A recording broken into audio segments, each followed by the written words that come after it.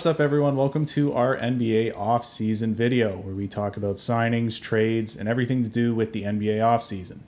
It's been busy so far. Lots of guys in new spots. Lots of guys re-signed to big money. So let's start off with one of the presumed favorites for the championship next year, the Los Angeles Lakers. So they acquire Russ from the Wizards, shipping off finally Kyle Kuzma and KCP. It was a tall task, it seemed. It seemed like they offered them for everyone. Kind of thought a deal with Sacramento was going to be in place to get Buddy Hield back. I think they got a better deal for Russ. Really solidifies a big three there. Definitely an interesting move. And they didn't really give much up in this deal. No, they gave up some picks, and it was a confusing 5-team trade. We won't go into the full details of that because even I kind of get lost when I'm looking at it. But one of the main parts was Russ to the Lakers, Kuzma and KCP go to the Wizards.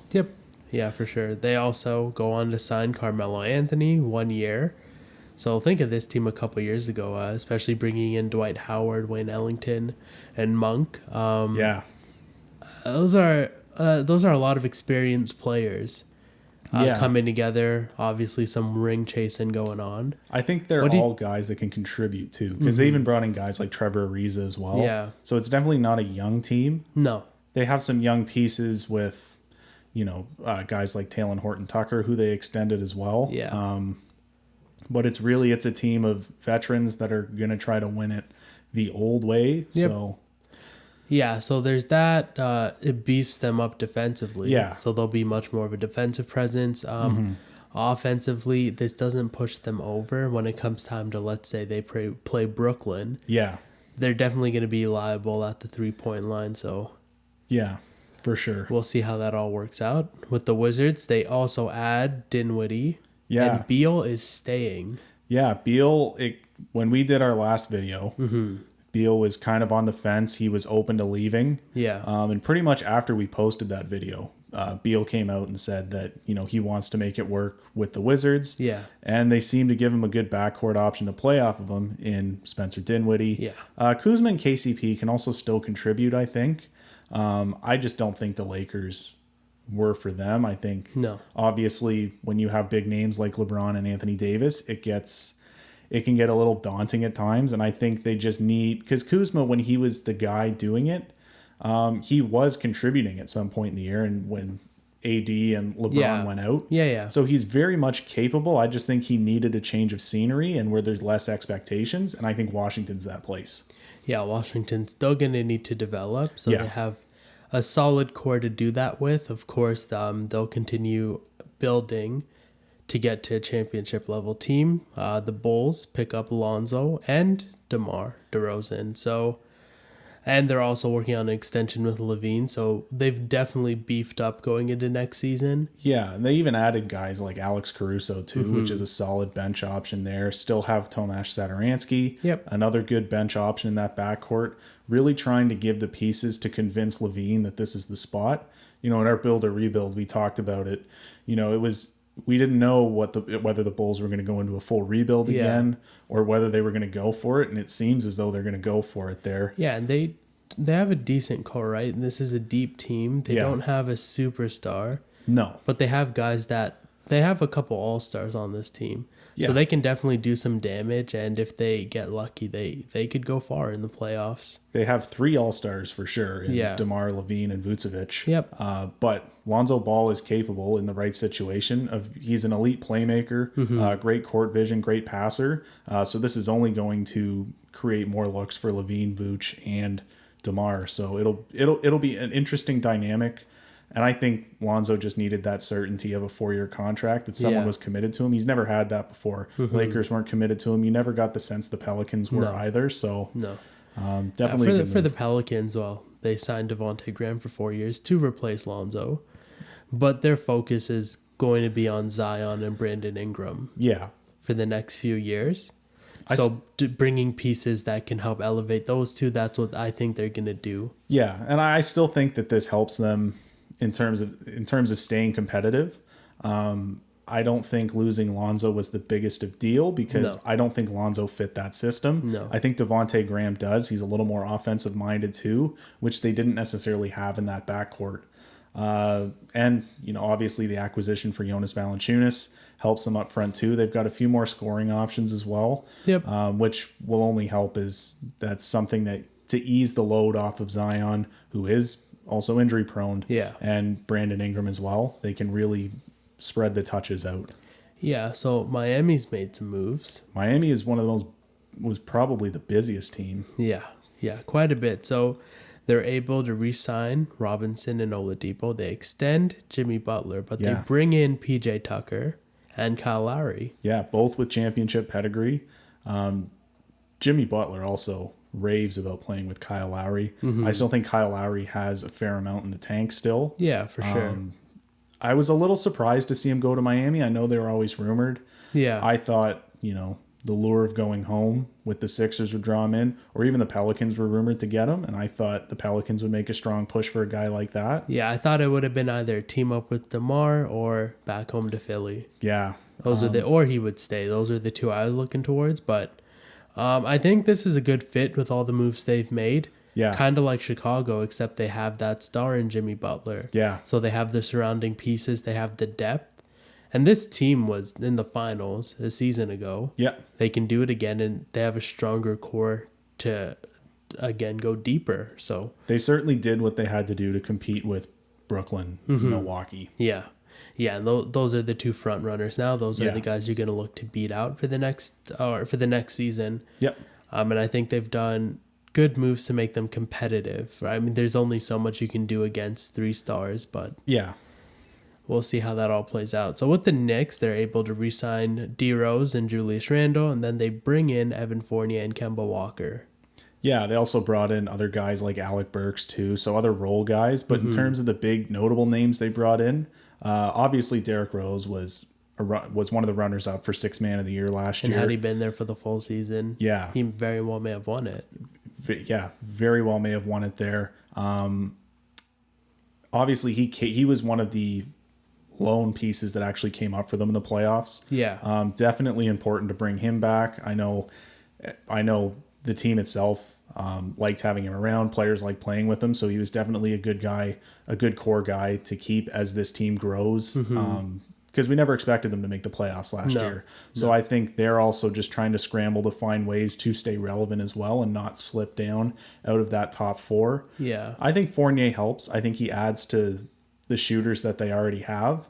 And Kemba Walker is just a stronger guy to bring into that backcourt. So Derrick Rose still comes off the bench, but you have a guy that you're a little more comfortable with. So it's definitely a gamble, I would say, in the Knicks. Yeah. Like, you don't know what any of these guys really are going to be going into next season. And that goes for Randall too. Yeah, exactly. I'm mainly speaking about Randall, but Kemba, D. Rose, and Fournier, you don't know how they're all going to perform together. No. So this team could tank, or they could be a good playoff team, hopefully better than they were this year, because that's what they need, is that steady improvement. It's a high risk, high reward. Yeah, for sure. With that, the Raptors are able to re-sign Gary Trent for 3 years. I think that was their priority. Other than, today they just re-signed. As of today, we're filming on Thursday. They re-signed Masai Ujiri to come back. So that was probably their biggest priority. But in terms of on the court, I think it was getting Gary Trent back. Obviously, this team, a little bit of ambiguity right now of what they're going to do, whether they're going to try to get one of those lower playoff spots or whether they're going to try to rebuild. I think they drafted well. This team has a bright future. Definitely light at the end of the tunnel, but I still think they're in the tunnel right now. Yeah, they definitely need to beef up, bring some guys in, and continue developing, as Toronto is known to be good at. The Cavs are able to re-sign Jarrett Allen for the next 5 years. Yeah, 5 years, $100 million for Jarrett Allen. I was a little surprised they re-signed him. I kind of thought that he would look to go to another spot. I didn't think he would go back to Cleveland, but obviously the money was right for him. Yeah. And it'll be interesting to see, now that Cleveland's re-signed him, what else they do, because obviously they're looking to trade Colin Sexton. We all kind of thought that trade was going to happen on draft night, and it didn't. Yeah. And the Knicks were one of the teams, we just talked about the Knicks, that were interested in him, but they just made a flurry of backcourt moves. I can't see them trading for him now. So it'll be interesting to see how they complete their offseason. Obviously, they're still in the midst of a long rebuild. But for sure. Getting a guy like Allen helps. I don't think there's a rush. No. To make any moves in Cleveland. Again, they have all the time they need once the moves they make are done right. Especially with these next two draft classes looking great, especially now that Amani Bates is supposed to be the prize of the 2022 draft class. Or the 2023 draft class. He moved up to 2022 with Chet Holmgren and Pablo Banchero. So it's really going to be a good top end. So you're going to see teams like this. Obviously, keeping a guy like Jared Allen is important, but there's going to be a lot of teams gunning for a top 3 spot in the draft to rebuild. Yep. So one of the few teams that haven't made as many moves as we thought, Philadelphia, they signed Drummond to a 1-year deal, which is okay, cool. You beef up your big position, but Ben Simmons is still a 76er. Yeah. I thought he would have been gone by now. Yeah, I mean, if the Lakers can trade out Kuzma, you'd figure the 76ers would have done so by now, but I think their price for him is just way too high. Yeah, they need to lower their asking price there. I think a lot of teams are interested in Ben Simmons, but just not on those terms. Yeah. Just in terms of the Drummond signing, I like this fit for him, playing behind a guy like Embiid, especially considering Embiid, it seems year after year, he's plagued by injuries. Yep. So I think this is a guy that we probably wouldn't even be talking about a 1-year deal if it weren't for the fact that there was the whole situation with him in Cleveland, and then he just didn't perform well after he got signed by the Lakers late in the year. This was a guy that was looking for a big extension, and obviously he didn't get that. So I think this is a good spot for him to build his value back up. Yeah, that is true. The Jazz able to re-sign Mike Conley. Yeah, it doesn't seem like a major move, but obviously Mike Conley fits that system, a big reason why they were the best team in the NBA. So yeah, it was a good move to bring him back. Yeah, and you saw they weren't as strong without him against the Clippers. Yeah. So not to say they need him, but he definitely helps them out. Yep. So Thunder extend Shai Gilgeous-Alexander. Yeah. Probably far and away their best player, their future as of now, at least. It's a good move for them to get, kind of like the Jared Allen signing in Cleveland, except he's a much stronger player. Yeah, you really see a direction now with their rebuild because they have basically every pick in the next 7 drafts. Yeah. But the fact that they're able to they're going to build around Shai, it seems that way. There was reports that he was being shopped potentially to Detroit for that first overall pick. But I think that was just a little bit of smoke in the water here. I think obviously he's their guy now. They've committed to the max extension with him. Yep. And I think this is a great person to build around, a great guy to build around. So probably, hopefully not their best player. Yeah. But as a core piece, maybe as like a Kyle Lowry kind of leader, facilitator, I think he's the guy for OKC. Yep. The Hawks re-signed Trae Young and John Collins for the next 5 years. Yeah. So 2 moves they had to make. Yeah, had to make it, especially after these playoffs, watching their young guys go off. Make that surprise run. Yeah. Like, crazy deep to take Milwaukee as far as they did. Spectacular. It was this close. Yeah. It was this close. Yeah, so good for them. Yep. And the future's bright. The Warriors re-signed Steph to a massive 4-year extension. The first player to ever sign an extension to, or multiple 200 million plus extensions. Yeah. Obviously, it's a move they had to make.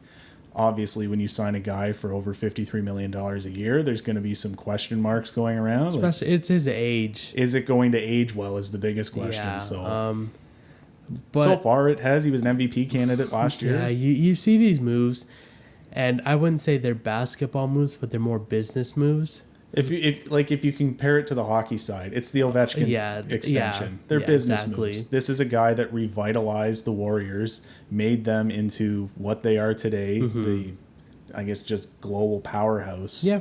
Yeah, because they really weren't much of a franchise. Now they're one of the major franchises. So yeah, you got to do it. The Phoenix Suns re-signed Chris Paul. It's great to see him have some stability to end off his career, you'd imagine, at this age. I was a little surprised he re-signed. I thought he may have gone ring chasing after getting a taste for what the finals is like. I think for him to have a team that's invested in him, right? For the past few seasons, that hasn't been the case. So having a team that's going to be loyal to him and him loyal to a team, I think it's a good fit. Yep. Phoenix is a good fit for him if they can continue building, because this year is going to be tough. Yeah. We've talked about a lot of contenders in the East.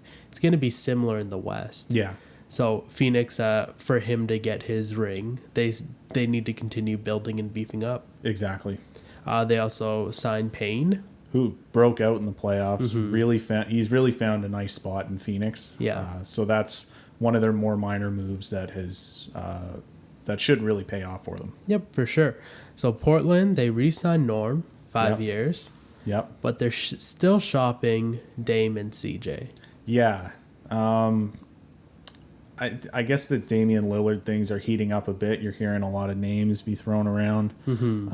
But at the end of the day, Dame's going to offer a big price tag. So, I mean, I wouldn't expect that trade to happen immediately. Yeah. I mean, it hasn't. So for a team like Portland, they have to make the most of it, because this is the best player they've had since, Clyde Drexler? So, yeah. They really have to make it count, because not a lot of clout's been had in Portland. Yeah. To say the least. So Greg Oden didn't pan out. Brandon Roy didn't pan out. So two guys that they thought they were going to build their franchise around, but they got Dame. Couldn't get past the Western Conference Finals. It is time for a rebuild, and I think Norm's a good guy to have throughout that rebuild. When you're coming out of throughout that rebuild, and when you're coming out of that rebuild, he's a good. He has experience. Option. Yeah, he has experience, and he could be a leader for that team. Yeah. The Mavs, again, another team that we feel should have done more or should be doing more. Yeah. They re-signed Tim Hardaway Jr. for the next 4 years. Yep. They're working on an extension with Luka, as they should do. Yeah. But where are the major moves, right? Like DeMar, Kawhi, guys like that, I feel like should be in talks to go to Dallas. I mean, maybe not Kawhi because of injury, but... Yeah. But DeMar, Kristaps is still there, though. Yeah, Kristaps is still there. That's a guy. They didn't have to trade out. Well, maybe now that he's asked for one. But there just hasn't been trades. There hasn't been signings. What do you think's going on there?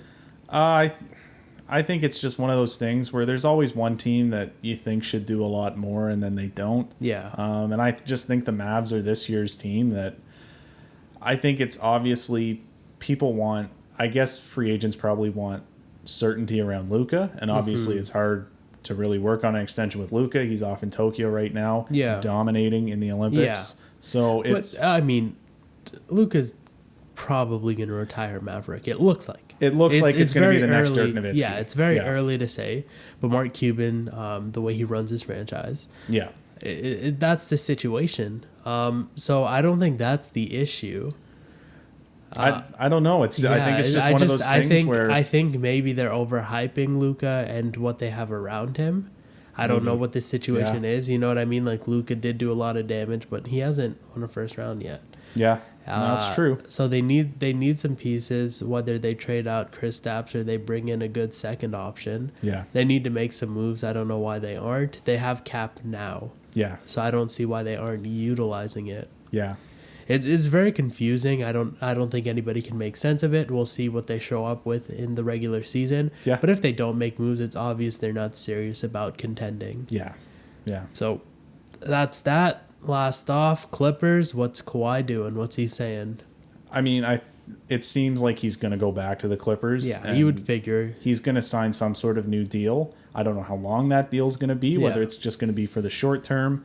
I'm thinking it's going to have, if it is long term, it's going to have one of those opt-outs after the 2 years like he had with this past contract. Yeah. He's not going to sign anywhere for 4 years with like 4 years guaranteed. So it'll be interesting to see where he goes. I think it'll be back to the Clippers, but who knows? Kawhi doesn't usually reveal his hand too often. Yeah, it's a confusing situation, you think, with the injuries.